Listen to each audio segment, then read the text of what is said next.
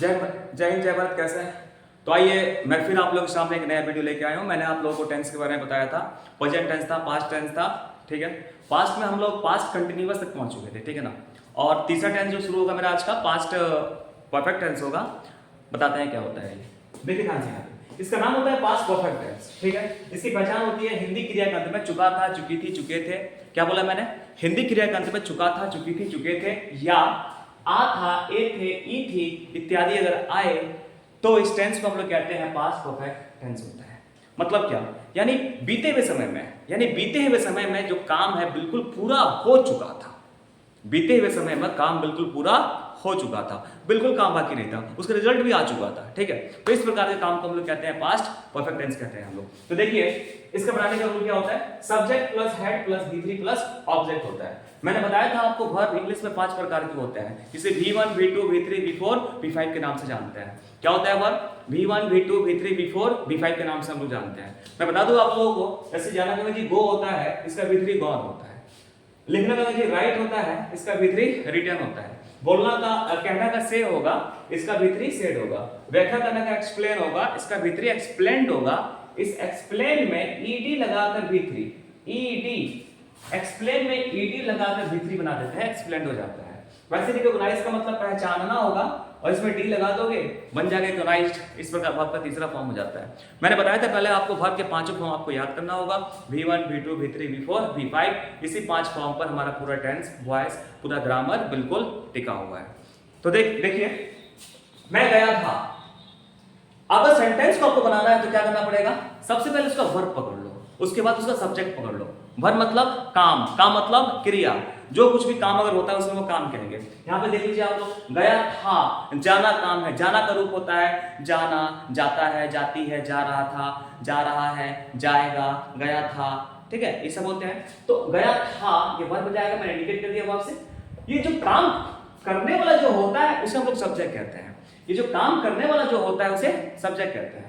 तो गया था कौन? मैं, यानी जाने का मैं कर रहा हूं, इसलिए वो सब्जेक्ट हो जाता है। इसको मार्क करेंगे ऐसे हम लोग। कैसे बनाएंगे हम लोग? पहले सब्जेक्ट लिखेंगे, सब्जेक्ट आई हो जाएगा, आई के साथ हेड का प्रयोग करेंगे। वर्ब का तीसरा रूप, जाना का जी गो होता है, गो का V3 गॉन। आप यहां गॉन लिख दो, सेंटेंस आपका तैयार हो जाएगा। ये टेंस इतना आसान होता है कि इसमें कोई दिक्कत नहीं होती है। अगर हम किसी टेंस में मान के चलो कि कहीं हैव हैज का प्रयोग करना हो तो फिर दिक्कत होगा उसमें, कहाँ पे हैव कहाँ पे हैज। मानो कहीं पे इज आर एम का यूज करना है, फिर वहाँ देखना होता है हम लोग को कि कहाँ पे इज, कहाँ पे आर, कहाँ पे एम होगा। लेकिन ये टेंस इतना आसान है ना कि आप सब्जेक्ट कुछ भी क्यों ना हो, या फिर सब्जेक्ट सिंगुलर हो या प्लुरल हो या कुछ भी हो, आई हो, वी हो, यू हो, ही हो, सी हो या प्लुरल या कुछ भी हो, आप सीधे हेड का प्रयोग कर दो, कोई दिक्कत नहीं होगा इसमें। देखिए ध्यान से आपको। नंबर 2, तुम वहां पहुंच चुके थे, तुम वहां पहुंच चुके थे। पहुंचना काम होगा, पहुंचना काम, इसको वर्ब से अंडरलाइन कर दीजिए आप लोग। पहुंचना क्या होगा? काम कर दिया। पहुंचने काम कौन कर रहा है? तुम, सब्जेक्ट होता है यहाँ पे। वहां जगह बता रहा है, ये प्लेस हो गया। क्या लिखेंगे? पहले सब्जेक्ट, इसके बाद हेड, इसके बाद वर्ब का तीसरा रूप। यहाँ पे सब्जेक्ट कौन है? तुम है, यू लिख दिया। यू के साथ हम क्या यूज करेंगे? हेड, हेड हमने लिख दिया। वर्ब का तीसरा फॉर्म, पहुंचना का अंग्रेजी रीच होता है, पहुंचना का अंग्रेजी रीच होता है, इसमें लगा देंगे ईडी तो बन जाएगा V3 रीच्ड, वहां, देयर। सेंटेंस आपका तैयार हो गया। उसने मेरी शिकायत की थी, उसने मेरी शिकायत की थी। शिकायत करना वर्ब, शिकायत किसने की थी? उसने, सब्जेक्ट। शिकायत करने का काम किस पर हुआ था? मेरे ऊपर, ऑब्जेक्ट। मतलब क्या? पहले वर्ब पकड़ लो, ये काम करने वाला कौन होता है? वर्ब मतलब काम, ये काम करने वाला जो होता है सब्जेक्ट कहेंगे उसको, और जो काम जिस पर होता है, खत्म होता है, उसे हम लोग ऑब्जेक्ट कहते हैं। शिकायत करने का काम किस पर हुआ? मेरे ऊपर हुआ, इसलिए ऑब्जेक्ट हो गया। कैसे बनाएंगे? पहचान देखा, ई थी, आ था, ई थी, ए थे, या चुका था, चुकी थी, चुके थे। सब्जेक्ट हेड, सब्जेक्ट इसमें कौन है? उसने, उसने कहा जी ही भी होता है, सी भी होता है। आप मालूम नहीं चल रहा है कि यहाँ पे फेमिनिन है कि क्या मैस्कुलिन है, स्त्रीलिंग की पुल्लिंग, कुछ भी मान सकते हो। ही सी, हम यहाँ पे सी मान लेते हैं। सी के साथ हेड, होगा। वर्ब का तीसरा फॉर्म शिकायत करने का कंप्लेन होता है, इसमें ईडी लगा दो, कंप्लेंट, और मेरी अंग्रेजी हो जाएगा मी। Subject subject had V3 verb का V3 ऑब्जेक्ट, कंप्लेंट में ईडी लगाने से V3 बन जाता है। सी हैड कंप्लेंट मी, उसने मेरी शिकायत की थी। कुछ समझ में आ रहा है? तो सेंटेंस बनेगा, मैं दिखाता हूं। और आपको मैंने कहा था आपको ये सेंटेंस का जो सब्जेक्ट होता है एक वर्ड का हो सकता है और एक से ज्यादा वर्ड का भी हो सकता है। 2 वर्ड का सब्जेक्ट बन सकता है, यहाँ पे 3 वर्ड का बन सकता है, 4 वर्ड का बन सकता है, या मोर देन 4 का बन सकता है, कोई दिक्कत नहीं होगा इसमें। लेकिन जो फॉलो करना पड़ेगा रूल हमको, बस यही फॉलो करना पड़ेगा। सब्जेक्ट लिख दो, हेड लिख दो, वर्ब का तीसरा फॉर्म लिख दो, ऑब्जेक्ट लिख दो। मैं दिखाता हूं आपको, देखिए दोबारा।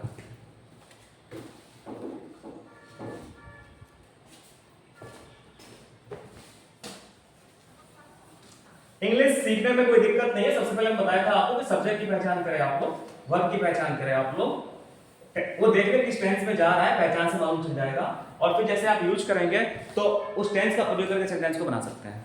कभी भी आपको सब्जेक्ट पकड़ना है, वर्ब पकड़ना है, वर्ब का जो फॉर्म होगा वो टेंस के सहारे पकड़ना है, उसकी पहचान क्या हो रही है, फिर उस टेंस में जाओ कि कौन सा टेंस है, फिर टेंस का कौन सा पार्ट है उसमें जाओ, ठीक है। कैसे कैसे बनाते हैं, सब्जेक्ट लिखते हैं, वर्ब लिखते हैं, ऑब्जेक्ट लिखते हैं, ऐसे लिखते जाओ, सेंटेंस अपने आप बनता जाएगा। देखिए ध्यान से यहाँ पे, मेरे भाई ने मुझसे कहा था। कैसे बनाएंगे? सेंटेंस छोटा, सेंटेंस को वर्ड जोड़ जोड़ कर लंबा करते जाओ, कोई दिक्कत नहीं। पहले वर्ब पकड़ो, कहा था वर्ब हो जाएगा। किसने कहा था? मेरा भाई, भाई ने, भाई नहीं मेरे भाई ने। मैंने कल बताया था आपको my, our, your, his, her, its, their, अगर ये वर्ड आते हैं उसके बाद अगर कोई नाउन आता है तो वो दोनों वर्ड साथ में मिलकर सब्जेक्ट का काम करता है। यहाँ देखिए भाई नाउन है लेकिन मेरा लग गया, इसलिए दोनों वर्ड सब्जेक्ट बन जाएगा। तो मेरे भाई ने, याद करो मैंने कहा था ना माई, आवर, योर, माई लगा है, नाउन के साथ दोनों वर्ड काम करेगा सब्जेक्ट का। मुझे से ऑब्जेक्ट, सब्जेक्ट हेड, सब्जेक्ट कौन है? मेरा भाई, मेरे भाई का अंग्रेजी हो जाएगा माई ब्रदर। हेड तो सबके साथ बनेगा, कोई दिक्कत नहीं। माय ब्रदर हैड कहा था, वर्ब का तीसरा, कहना का अंग्रेजी से होता है, इसका भीतरी सेड होता है, सेड। मुझे से, यहाँ पे एक चीज सीखने की बात है आपको, जब आगे पढ़ाएंगे आप लोगों को प्रीपोजिशन क्या होता है, तो कुछ वर्ब ऐसे होते हैं जो अपने साथ हमेशा प्रीपोजिशन देते हैं। यानी उस वर्ब के बाद अगर कोई वर्ड आएगा, नाउन या प्रोनाउन, तो वो वर्ब के साथ में कोई खास प्रीपोजिशन लेते हैं, आपको आगे बताएंगे। लेकिन अभी यहाँ देखिए आप लोग कि से हमेशा टू लेता है, से हमेशा टू लेता है, तो सेट के पास हो जाएगा टू, मुझे से मी। देखिए वैसे रमन ने सारी बातें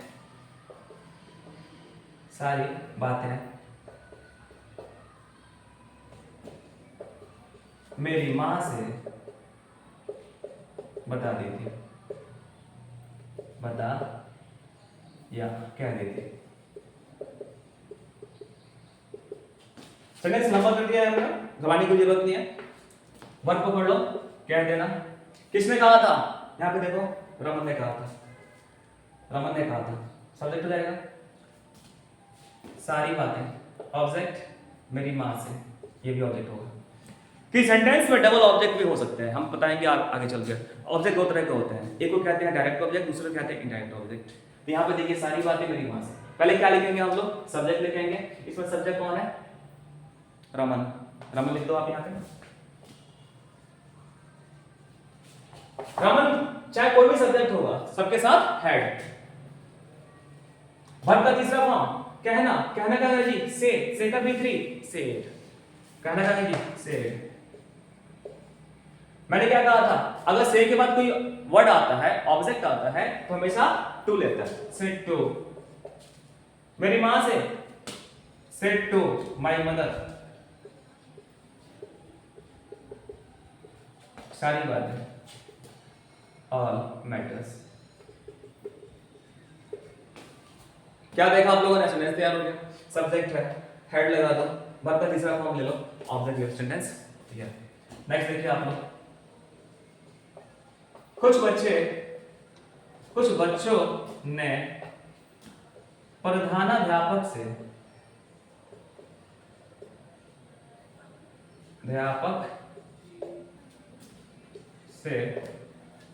कहा था। बोलिए, सब्जेक्ट कुछ बच्चे, कहा था वर्ब होगा, क्या नंबर बजाएगा? किसने कहा था? कुछ बच्चों ने कहा था। बच्चों ने, कुछ बच्चों ने। अगर सम आता है तो नाउन के पहले, प्रधानाध्यापक से ऑब्जेक्ट हो जाएगा। कैसे बनाएंगे?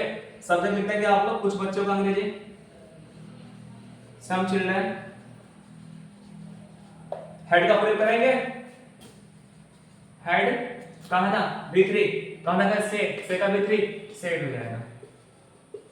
सेड प्रधानाध्यापक से टू ऑब्जेक्ट आ रहा है, टू द प्रिंसिपल या हेडमास्टर।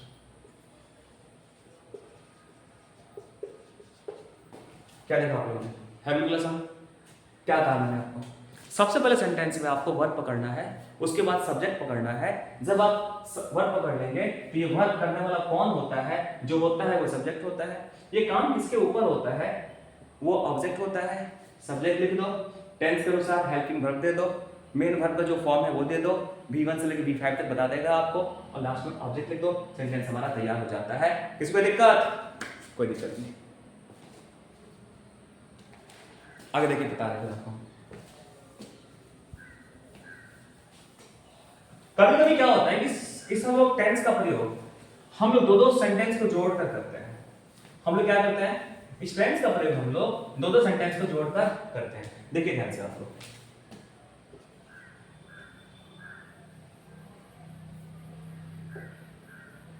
बच्चे मैदान में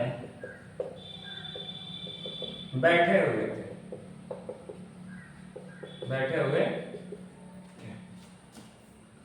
वे कुछ खेल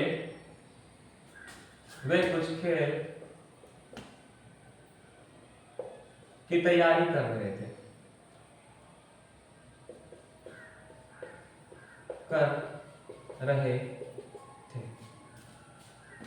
शिक्षक ने उन्हें आदेश दिया था, यहां पर क्यों की जोड़ दीजिए, क्योंकि शिक्षक ने उन्हें आदेश दिया था। क्या समझे? बच्चे मैदान में बैठे हुए थे, याद कीजिए आप लोग, ये सेंटेंस बनेगा पास्ट कंटिन्यूअस से। क्यों बनेगा? अगर कोई बीते हुए समय में काम जारी हो कुछ समय तक, उसके लिए हम पास्ट कंटिन्यूअस टेंस बनाते हैं। इसके लिए फॉर्मूला स्ट्रक्चर क्या था, याद करेंगे आप लोग। सब्जेक्ट था was, were plus V4 plus object था, इससे बनाएंगे हम लोग ये वाला सेंटेंस। बैठना काम हो जाएगा, बच्चे सब्जेक्ट होगा, पहले सब्जेक्ट लिखेंगे हम लोग, क्या हो जाएगा? चिल्ड्रन होगा।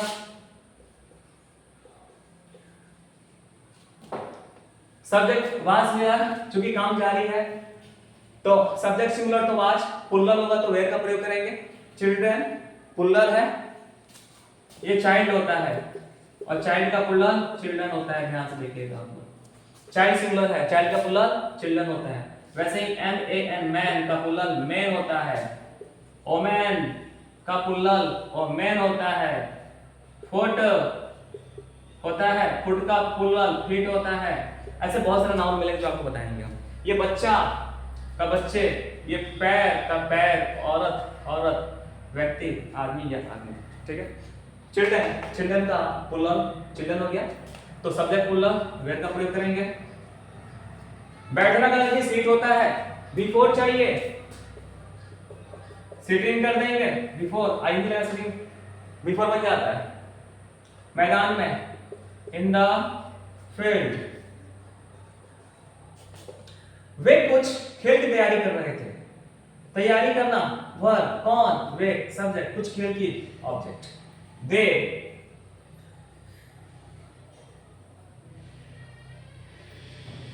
के साथ वेयर रहा था, रही थी, was were, they were preparing, इसको ऐसे कर दीजिए, दे वेयर प्रिपेयरिंग फॉर कुछ खेल, सम गेम्स। क्योंकि सेंटेंस में जोड़ दिया, बिकॉज शिक्षक ने उन्हें आदेश दिया था। अब ये था ना, आदेश दिया था, ये से बनेगा पास्ट परफेक्ट से, बिकॉज द टीचर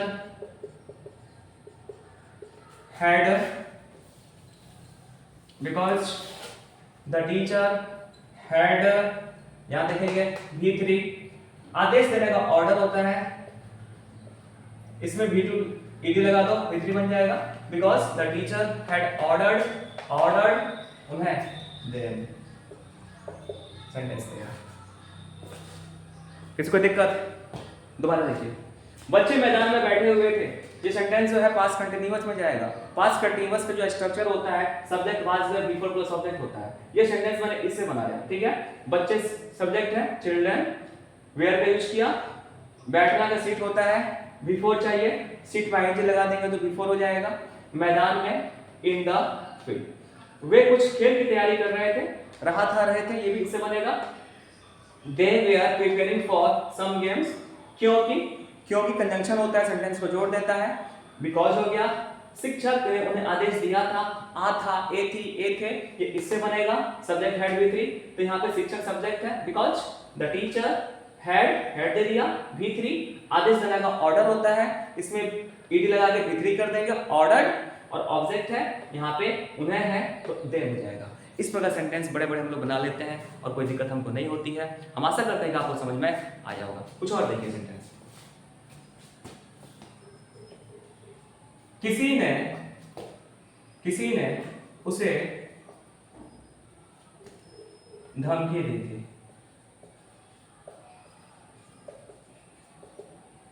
धमकी देना वर्ब, किसी ने सब्जेक्ट, उसे ऑब्जेक्ट। किसी ने, आगे आप जानेंगे ग्रामर में, somebody, someone, nobody, no one, anybody, anyone, nothing, ये सारे कुछ वर्ड ऐसे होते हैं जो प्रोनाउन होते हैं, और प्रोनाउन का मतलब ये काम करते हैं सब्जेक्ट का, काम करते हैं ऑब्जेक्ट का।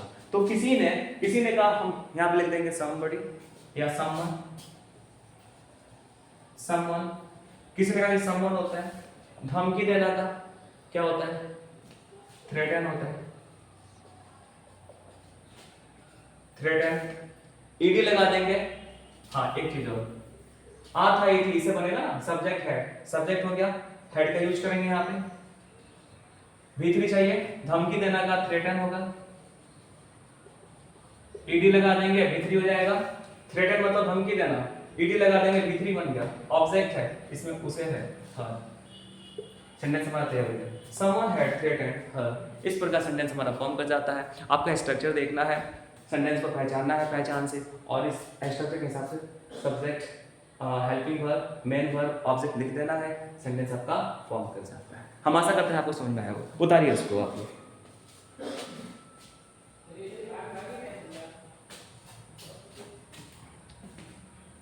तो अगर ये आपको समझ में ना आया हो तो क्या करेंगे आप, इसको, इस वीडियो को आप 10 जगह भेजेंगे, ठीक है ना, अपने दोस्तों के पास। उससे पूछेंगे शर्मा सर ने क्या पढ़ाया। कोई प्रॉब्लम अगर आपको आती है तो आप पूछेंगे मुझसे। मैं बार बार आपको कह रहा हूँ क्या कि आपको किसी भी सेंटेंस को बनाने के लिए क्या करना है, आपको कि सेंटेंस का पहले सब्जेक्ट पकड़ना है, ठीक है, उसके बाद वर्ब पकड़ना है। कैसे पकड़ेंगे? पहले वर्ब पकड़ लो, खाना पीना, लेना, बैठना, उठना, ये सारे काम होते हैं, ठीक है। उस वर्ब को करने वाला देखो आपकी कौन करता है उस काम को, जो काम करता है वो सब्जेक्ट होता है, सब्जेक्ट पकड़ा गया। उसके बाद उस वर्ब में क्या पहचान लगी है, ता है, ती है, रहा है, रही है, चुका है, चुकी है, ठीक है, तारा है, ती रही है, आ, ए, ई, रहा था, रहे थी, आ था, ए थी, चुका था, चुकी थी, ठीक है। अगर ये लगा रहता है, आप पकड़ लो कि जो टेंस होता है किस में जाएगा। जब टेंस पकड़ में आ जाएगा तो क्या करोगे आप लोग, अब पकड़ो भाई प्रेजेंट है कि पास्ट है कि फ्यूचर है, ठीक है, वो पकड़ा जाएगा। उसके बाद में स्ट्रक्चर देख लो और फिर सब्जेक्ट, उसके बाद जो भी स्ट्रक्चर्स हैं वो लिख दो, सेंटेंस अपने आप बन जाता है।